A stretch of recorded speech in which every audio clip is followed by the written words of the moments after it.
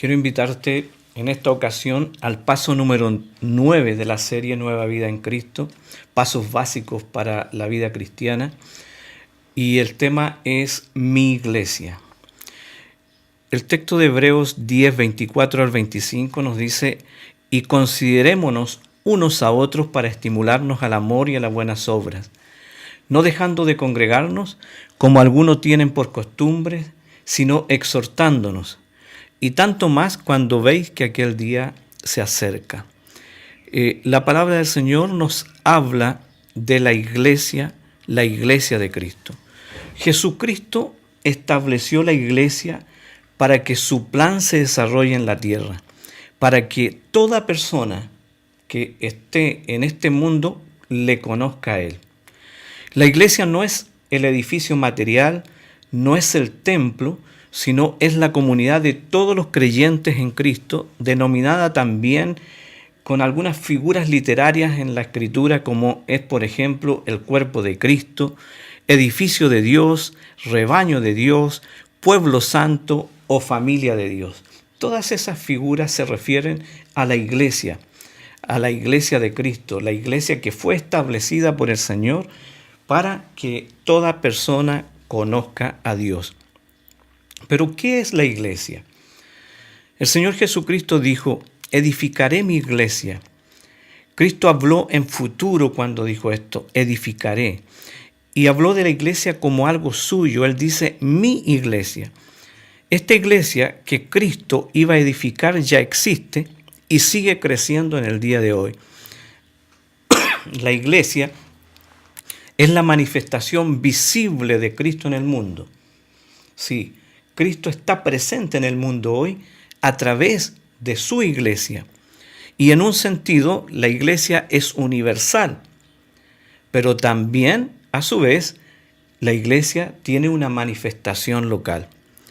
Mateo 16, 18 nos dice la palabra del Señor: y yo también te digo, aquí habla Jesucristo, que tú eres Pedro, y sobre esta roca edificaré mi iglesia, y las puertas del Hades no prevalecerán contra ella. Había entonces también en la iglesia no solo el conocimiento o el sentido de una iglesia universal, como lo expresa este texto. Aquí Jesús está hablando de la iglesia universal, pero también la Biblia nos muestra iglesias locales, como en Hechos 13:1, por ejemplo. Dice la Biblia: había entonces en la iglesia que estaba en Antioquía profetas y maestros: Bernabé, Simón, el que se llamaba Níger, Lucio de Cirene, Manaén, el que se había criado junto con Herodes el tetrarca, y Saulo. Entonces, encontramos referencias en la palabra del Señor a la iglesia en ambos sentidos. Y quiero referirme en primer lugar a la iglesia universal. La iglesia universal es el organismo sobrenatural de Cristo y cuya cabeza, cuyo gobierno, cuyo liderazgo es Cristo Jesús. Y está formada por todas las personas que han nacido de nuevo desde el día de Pentecostés hasta el día que sea el arrebatamiento de la iglesia. La Biblia compara la iglesia con el cuerpo humano, haciendo referencia a que es un solo cuerpo a nivel mundial, pero que a su vez tiene muchos miembros. Primera de Corintios 12:27 nos dice la palabra del Señor: vosotros pues sois el cuerpo de Cristo y miembros cada uno en particular.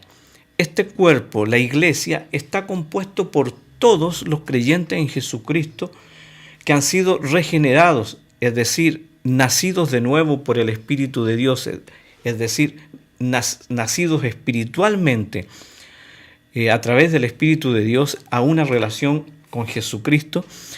Todos los que hemos sido incorporados a la familia de Dios por el Espíritu Santo somos quienes formamos este cuerpo, este organismo que es la iglesia del Señor. Primera de Corintios capítulo 12, verso 13 dice: porque por un solo espíritu fuimos todos bautizados en un cuerpo, es decir, incorporados a un cuerpo, sean judíos o griegos, sean esclavos o libres, y a todos se nos dio a beber de un mismo espíritu.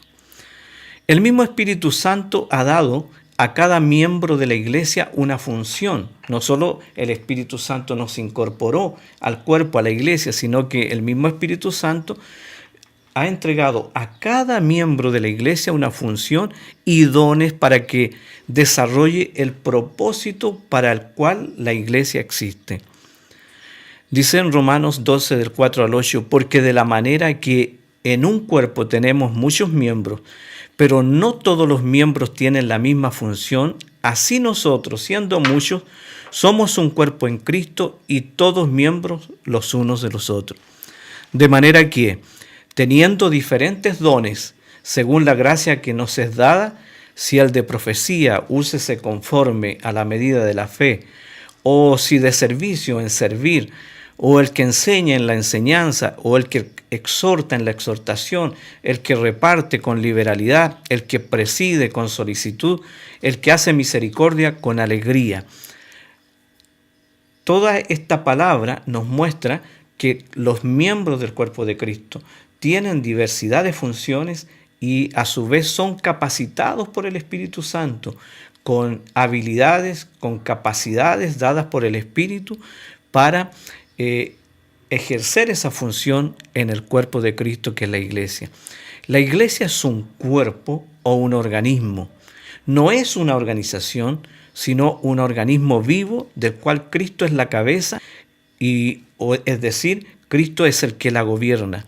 Todo creyente que ha nacido de nuevo está bajo la guía o la dirección de nuestro Señor Jesucristo. Efesios 4:15 nos dice, sino que siguiendo la verdad en amor, crezcamos en todo en aquel que es la cabeza, esto es Cristo Jesús.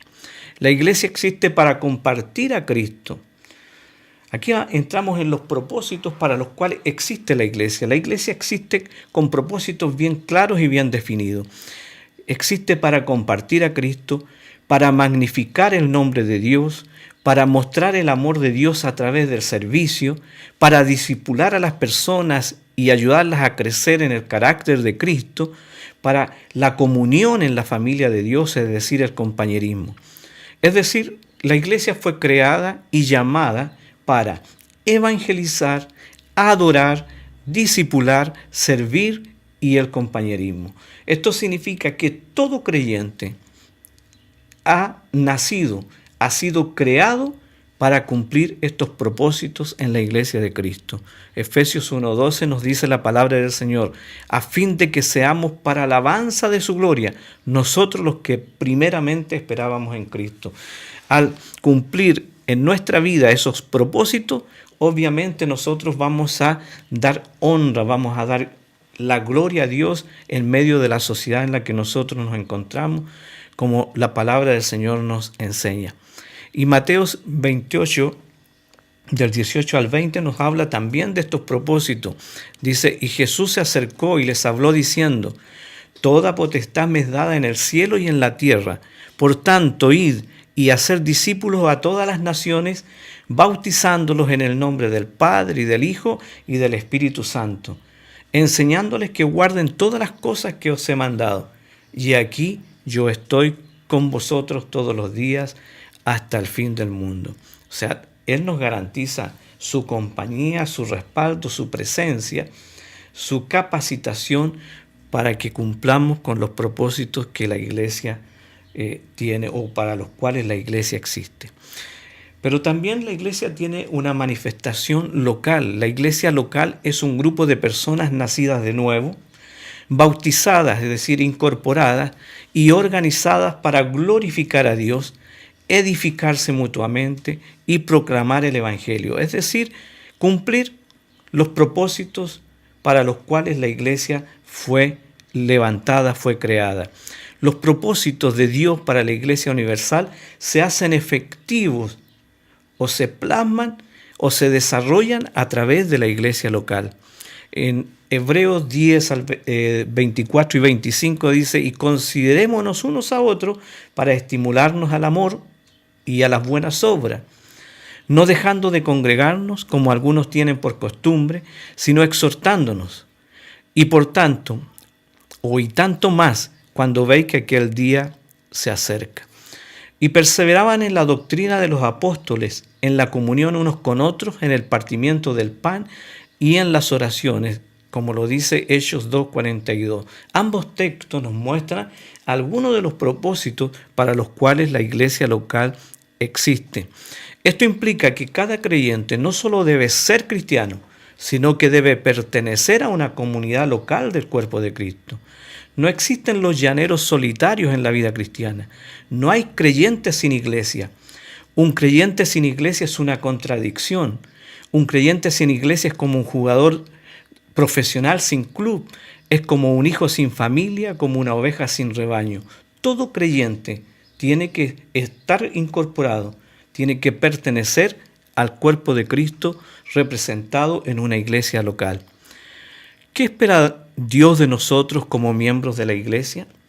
Los miembros de la iglesia reciben todas las bendiciones del cuerpo de Cristo. Pero no solo los miembros de la iglesia son depositarios de los beneficios de Dios, sino que también tenemos responsabilidades en el cuerpo de Cristo. Dios espera que cada miembro de una iglesia local ayude al cuerpo de Cristo. Los miembros deben ayudar en la iglesia de diversas maneras. Ayudar a llevar las cargas de los otros. La palabra del Señor nos dice en Gálatas 6:2, sobrellevar los unos las cargas de los otros y así cumplir la ley de Cristo. Dice también hacer el bien a todos y especialmente a los miembros de la iglesia. Gálatas 6:10 dice, así que según tengamos oportunidad, hagamos el bien a todos y mayormente a los de la familia de la fe. Servir con sus dones y habilidades.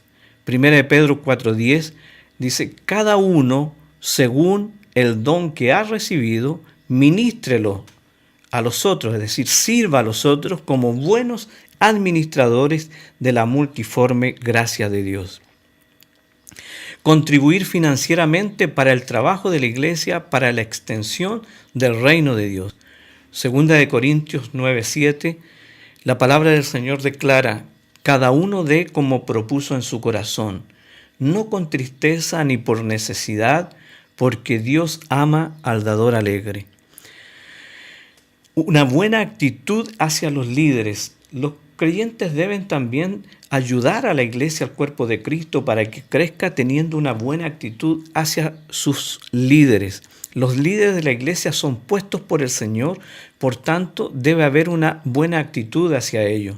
Los miembros deben reconocer a sus líderes como lo declara la palabra del Señor en 1 de Tesalonicenses 5, del 12 al 13.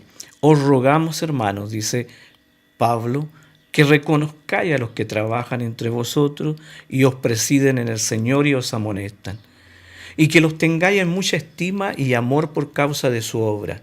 Tened paz entre vosotros. Hebreos 13:17 aporta acerca de este principio. Obedecer a vuestros pastores y sujetaos a ellos, porque ellos velan por vuestras almas como quienes han de dar cuenta, para que lo hagan con alegría y no quejándose, porque esto no es provechoso. A su vez, la iglesia debe garantizar liderazgos alineados con Dios, con características personales que honren a nuestro Señor. Además, la iglesia es responsable de la restauración de sus miembros cuando estos se han desviado o han caído. Esto implica volver a un miembro que ha caído a su estado original de intimidad o de relación con Dios. Gálatas 6, del 1 al 2 nos dice la palabra del Señor. El apóstol Pablo, hablando a la iglesia de Galacia, le dice, hermanos, si alguno fuere sorprendido en alguna falta, vosotros que sois espirituales, restauradle con espíritu de mansedumbre, considerándote a ti mismo, no sea que tú también seas tentado. Sobrellevad los unos las cargas de los otros y cumplid así la ley de Cristo. La iglesia, por ser una familia, tiene la responsabilidad de velar por el bienestar de sus miembros. Hay momentos en que la disciplina también es necesaria para conservar el testimonio de la iglesia y la pureza de la iglesia. La disciplina es un acto de amor y de preocupación hacia los miembros de la iglesia. La disciplina es una de las cosas que Dios usa para estimularnos al amor y a las buenas obras. La iglesia representa a Cristo. La iglesia cumple los propósitos que Dios ha determinado en esta época, en este tiempo, y tú y yo somos la iglesia de Cristo. Termino esta palabra, esta reflexión, con 3 preguntas de discusión. Número 1, ¿qué tipo de relación tiene usted con la iglesia local? Segundo, ¿qué propósitos de la iglesia está manifestando en su vida como miembro de la misma? Y tercero, ¿qué ayuda ha dado en la iglesia y a su vez, qué ayuda le ha brindado la iglesia a usted? Bendiciones y nos vemos en una próxima ocasión.